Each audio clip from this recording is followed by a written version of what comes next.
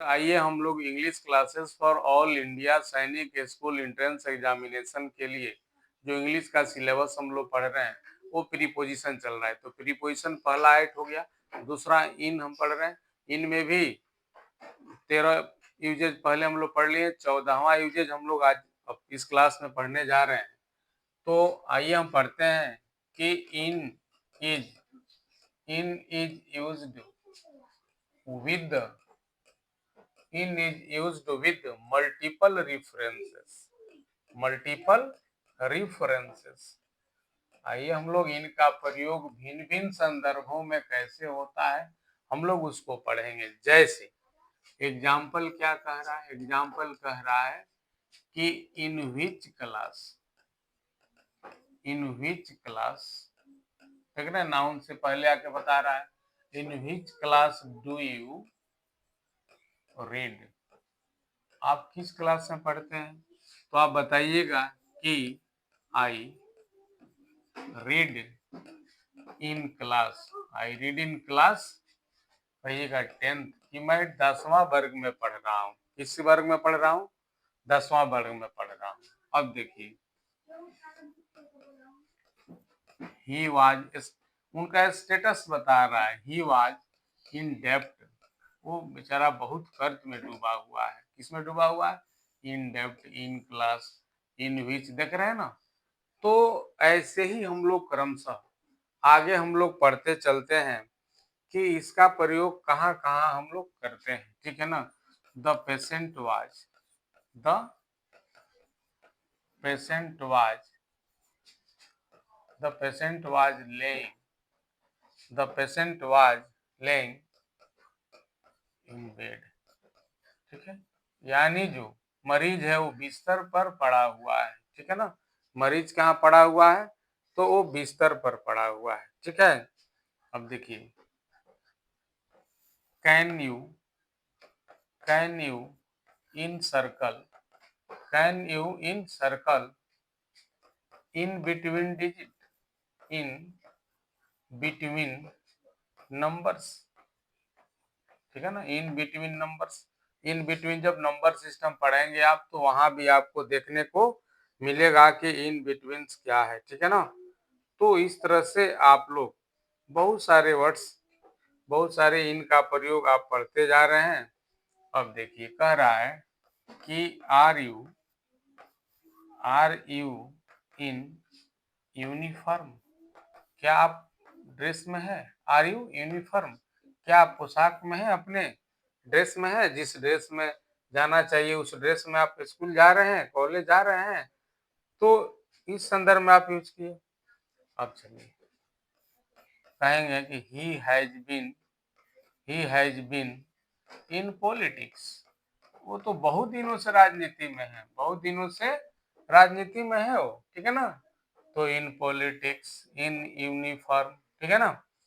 आइए हम लोग नेक्स्ट देखते हैं 14 नंबर का अगला जो क्लास हम देखेंगे तो इनका प्रयोग कैसे होगा। जैसे मान लीजिए कि एग्जाम्पल्स आगे देखते हैं कि he was living in poverty line, in he was living, sorry ठीक है ना। आगे हम लोग पढ़ेंगे कि इन इज यूज्ड, इन का प्रयोग कैसे हम लोग भिन्न भिन्न सेंस में पढ़ते हैं कि कैन यू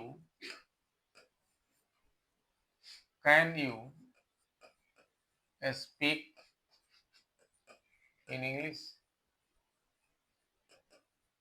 क्या आप अंग्रेजी में बोल सकते हैं?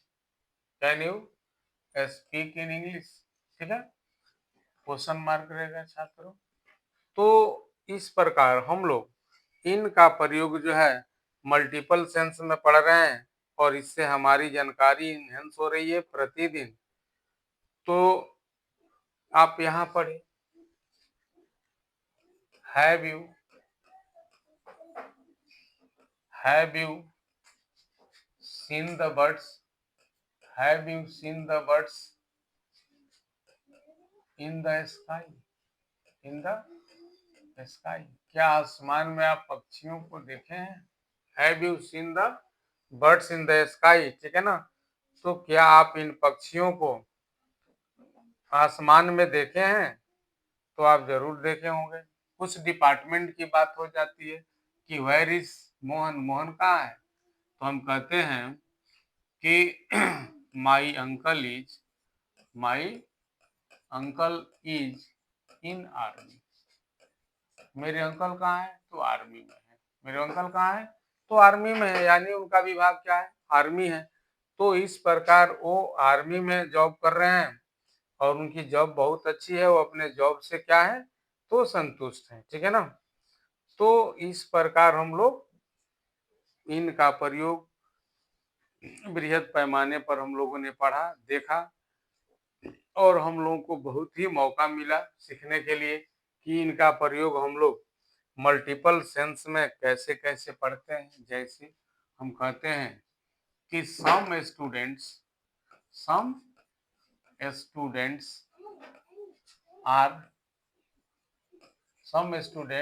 आर वीक इन मैथ्स, कि कुछ हमारे छात्र हैं वो गणित में कमजोर है। गणित में कमजोर है। बच्चे कहते हैं मेरा गणित बहुत कमजोर है। अरे विषय कमजोर और मजबूत थोड़ा होता है, आदमी कमजोर और मजबूत होता है, ठीक है ना। We are always shirts and pants. We are always in, ठीक है ना, shirts and pants. It means हम लोग क्या है? हम लोग हमेशा वस्त्र में रहते हैं, है ना, यानी हम लोग कपड़ा पहनते हैं। इसको बोलेंगे हम लोग कपड़ा पहनते हैं। It means we are always in pant and shirt, यानी हम लोग हमेशा ड्रेस में रहते हैं, ठीक है ना। अब देखिए true friends, true friends true friends are rare in the world. अब जानते हैं कि सच्चा मित्र मिलना संसार में दुर्लभ है। True friends is rare in the world. अब देखिए write an essay write an essay on the population write an essay on population in about 80 words। कह रहा है कि 80 शब्दों में आप पॉपुलेशन जनसंख्या पर क्या लिखिए? तो निबंध लिखिए, ऐसे लिखिए, ठीक है ना। तो इस प्रकार स्टूडेंट्स हम लोग और भी आगे देखेंगे। क्या देखेंगे कि students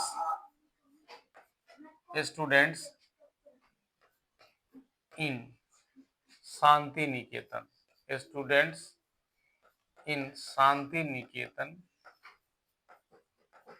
students in Shanti Niketan read in an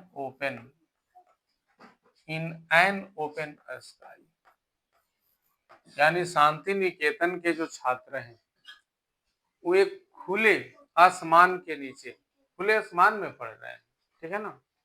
अब देखिए द बर्ड्स, ध्यान दीजिएगा students, the birds in the cage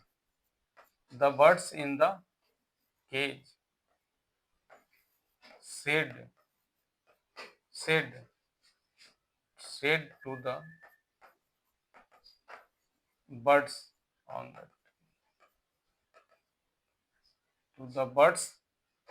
on the tree, ठीक है ना। इन द ट्री ज्यादा अप्रोप्रिएट होता है, लेकिन ऑन द ट्री, पेड़ के ऊपरी सांप बैठी है।